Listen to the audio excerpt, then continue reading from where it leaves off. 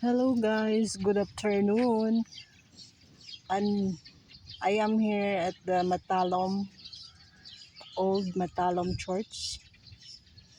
Matalom Leyte specifically. And this is the front side of the church. Here we have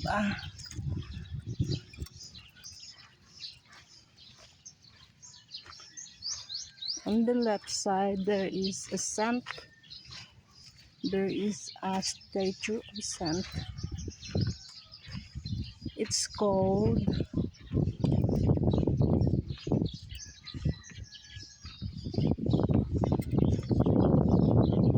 San Lorenzo Ruiz de Manila.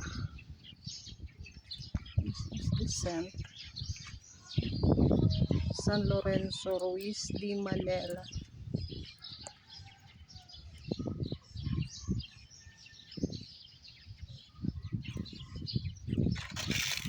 San Lorenzo Ruiz de Manila. And on the right side of the church